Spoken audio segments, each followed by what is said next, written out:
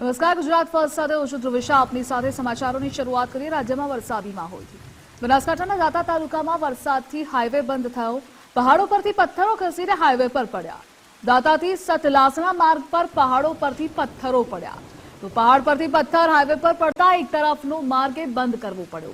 દ્રશ્યોમાં આપ જોઈ રહ્યા છો, દાંતા તાલુકામાં ગત રાત્રિથી સવાર સુધીમાં 9 ઇંચ વરસાદ પડ્યો છે। તો તારાજી પણ અતિશય વરસાદના કારણે સર્જાય છે। માર્ગ પર પહાડો પરથી પથ્થરો પડ્યા છે અને પહાડ પરથી પથ્થર હાઈવે પર પડતા એક તરફનો માર્ગ એ બંધ કરવો પડ્યો છે। ભારે પવન સાથે વરસાદે એન્ટ્રી કરી હતી, જેના કારણે રોડ પર ચારે તરફ પથ્થરો જ ફેલાયેલા દેખાઈ રહ્યા છે। તો પહાડો પરથી પથ્થરો એ નીચે પડ્યા। હાઈવે પરના દ્રશ્યો છે દાંતાના। તો સતલાસણા માર્ગ પર પહાડો પરથી પથ્થરો પડ્યા। બનાસકાંઠાના ઉપરવાસમાં ધોધમાર વરસાદ। 30 વર્ષ બાદ પાલનપુરના ઉમરદસ્સી નદીમાં નવા નીર આવ્યા। ઉમરદસ્સી નદીને જોવા આજુબાજુના ગામમાંથી લોકો ઉમટ્યા। નદીમાં નવા નીર આવતા ખેડૂતોમાં ખુશીનો માહોલ છે। નદીમાં નીર આવતા 50 જેટલા ગામોને ફાયદો થશે। તો બનાસકાંઠાના દ્રશ્યો આપ જોઈ રહ્યા છો। રેડ એલર્ટ પણ ઇસ્યુ કરવામાં આવ્યું છે। ઉમરદસ્સી નદીના દ્રશ્યો છે, જળસ્તર વધ્યું છે, નદી બે કાંઠે વહેતી થઈ છે। તો નવા નીર આ નદીમાં આવ્યા છે, ખેડૂતોમાં ખુશહાલી જોવા મળી રહી છે। તો નદીને જોવા આજુબાજુના ગામડામાંથી લોકો પણ ઉમટ્યા હતા। જોકે લોકોને એલર્ટ રહેવા સૂચન પણ કરાયું। બનાસકાંઠાના દ્રશ્યો આપ જોઈ રહ્યા છો। અમરગઢમાં પાણી ભરાયા। રેલવે અંડરબ્રિજમાં 11 ફૂટ જેટલું પાણી ભરાયું। ઇકબાલગઢ રેલવે અંડરબ્રિજમાં પાણી ભરાતા હાલાકી પણ એટલી જ થઈ રહી છે। તો અંડરબ્રિજમાં પાણી ભરાતા સ્થાનિકોને હાલાકી, વાહન ચાલકોને પાણી ભરાતા ભારે મુશ્કેલી વેઠવાનો વારો આવ્યો। અંડરબ્રિજનો કાયમી નિકાલ માટે સ્થાનિકોની ઉગ્ર માંગ છે।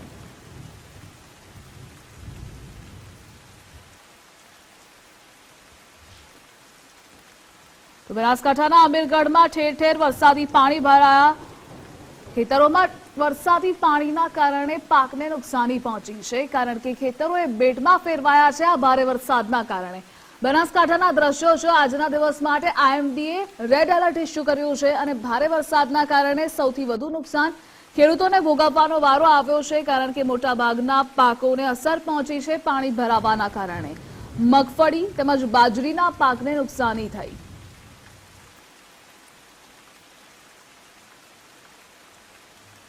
તો ખેડૂતોના મહેનત પર પાણી ફરી વળ્યું છે। અમીરગઢના દ્રશ્યો છે, જ્યાં ચારે તરફ પાણી ભરાયું છે ખેતરોમાં, જેના કારણે પાકનો શોધ વળ્યો છે। બનાસકાંઠાના અમીરગઢમાં પણ ધોધમાર વરસાદ થયો। મુશળધાર વરસાદથી ઠેર ઠેર પાણી ભરાયા। ભારે વરસાદથી ઇકબાલગઢ એપીએમસી બેટમાં ફેરવાયું। એપીએમસીમાં ઢીચણસમાં પાણી ભરાતા વેપારીઓ મુશ્કેલીમાં મુકાયા। અગાઉથી જ વરસાદની સૂચના આપી હતી। એપીએમસીમાંથી પાણીને બહાર કાઢવા મશીનની વ્યવસ્થા પણ કરવામાં આવી। તો અમીરગઢ એપીએમસીએ બેટમાં ફેરવાયું છે। બનાસકાંઠાના અમીરગઢમાં ધોધમાર વરસાદ પડ્યો, જેના કારણે એપીએમસીમાં ચારે તરફ પાણી જ પાણી છે। વેપારીઓમાં મુશ્કેલી છે। જો કે પહેલા જ ચેતવણી આપી દેવામાં આવી હતી, લોકોને એલર્ટ કરવામાં આવ્યા હતા। તો એપીએમસીમાં ચારે તરફ પાણી ભરાયેલા છે, પાકને નુકસાનની ભીતિ છે અને એ તરફ વેપારીઓ મૂંઝવણ અને મુશ્કેલીમાં મુકાયેલા છે।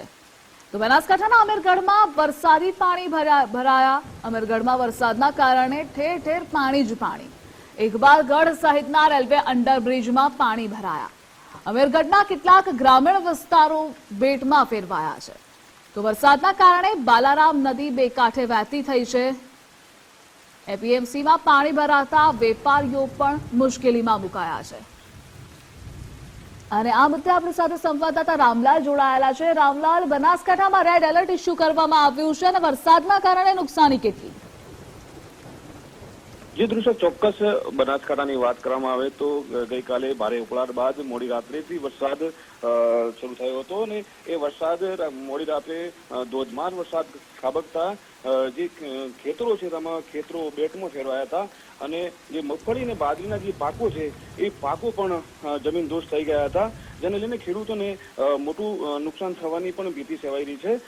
ખાસ કરીને વરસાદની વાત કરવામાં આવે તો આજે વહેલી સવારે પણ મોડી રાત્રે જે વરસાદ પડેલો આજે વહેલી સવારે જે એપીએમસી છે, જે એપીએમસી પણ બેટમાં ફેરવાઈ ગયા હતા અને જોકે એપીએમસી એપીએમસીના કર્મચારીઓ દ્વારા અગાઉથી જે સૂચના આપવામાં આવી હતી, જેને લઈને પાકનું નુકસાન થતું, જે માલ છે એનું નુકસાન થતું અટક્યું હતું, પરંતુ જે વરસાદ છે એના કારણે ક્યાંક ને ક્યાંક નદી નાળાઓ બંને કાંઠે છલકાયા છે, તો ક્યાંક જે રેલવેના અંડરબ્રિજો છે તો એમાં 11 ફૂટ જેટલું પાણી ભરાયું છે, જેને લઈને લોકો તેમજ રાહદારીઓને અવરજવર પણ મુશ્કેલીનો સામનો કરવો પડી રહ્યો છે. ઉપરવાસમાં જે રાજસ્થાનના ઉપરવાસમાં ભારે વરસાદના કારણે બનાસ નદી તેમજ બબુકારી જે નદી છે તેમાં નવા નીર આવ્યા છે. બબુકારી નદી છે તે બંને કાંઠે વહેતી થતા 5 જેટલા ગામોનો સંપર્ક પણ તૂટી ગયો છે. અત્યારે વાત કરવામાં આવે તો 5 જેટલા ગામોના જે લોકો છે, જે તાલુકા મથક અમીરગઢ સાથેનો પણ એમનો સંપર્ક તૂટી ગયો છે. તે અમીરગઢ આવવા માટે નદીનું પાણી ના તળ ઉતરે એના રાહ જોઈને ઉભા છે, પરંતુ ઉપરવાસમાં ભારે વરસાદ જે છે કહેવાય છે માઉન્ટ આબુ સહિત જે રાજસ્થાનના આબુ રોડમાં ભારે વરસાદના કારણે આ બનાસ નદી તેમજ બબુકારી નદીમાં પાણી આવ્યું છે, જેના કારણે લોકો અમીરગઢ તાલુકા સાથેનો સંપર્ક તૂટ્યો છે. અમીરગઢ તાલુકામાં જે વરસાદ પડ્યો છે તો ઠેર ઠેર ગ્રામીણ વિસ્તારોમાં જે ખેતરો છે, ખેતરોમાં પણ પાણી ભરાયા છે ને એ ખેતરો પણ બેટમાં ફેરવાયા છે, જેને લઈને ધરતીપુત્રો પણ મુશ્કેલીનો સામનો કરી રહ્યા છે.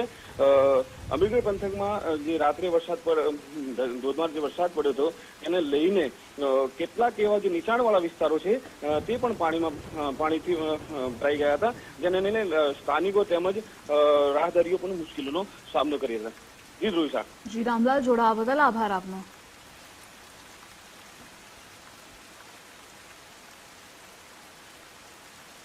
તો બનાસકાંઠામાં વરસાદ પડતા રસ્તો બંધ થયો. પાલનપુરના વૈડંચા બાવેસણા ગામનો માર્ગ બંધ થયો. લાડભી નદીના વરસાદી પાણી કોઝવે પર ફરી વળ્યા. 3 માસ અગાઉ કોઝવેને રિપેર કર્યો હતો, તેનો ખર્ચ પાણીમાં ગયો. પશુપાલકો, રાહદારીઓ અને વાહન ચાલકો અટવાયા. વરસાદથી દાતા પાલનપુરની નદીઓ પણ વહેતી થઈ. અમીરગઢમાં ગરનાળામાં વરસાદી પાણી પણ ભરાયા છે.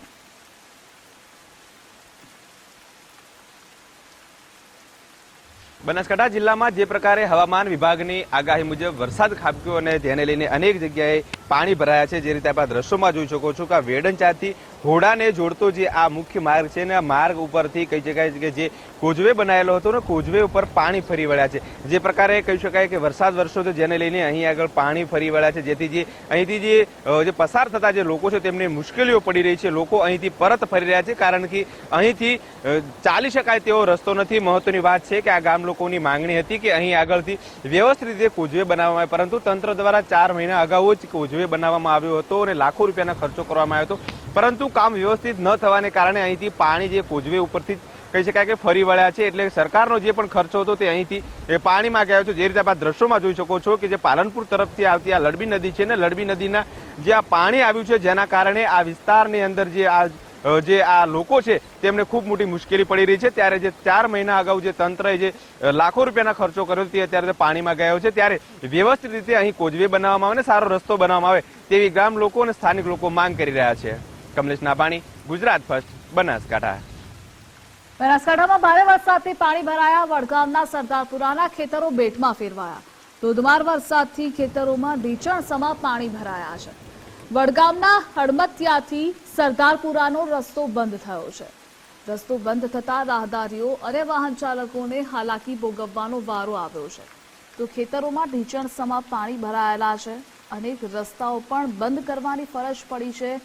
વરસાદી પાણીના ભારે પ્રવાહના કારણે તો સરદારપુરાના ખેતરો પણ બેટમાં ફેરવાઈ ચૂક્યા છે. ખેડૂતોને સૌથી મોટી આફત આ વરસાદના કારણે આવી છે. તો સરદારપુરાનો રસ્તો પણ બંધ થયો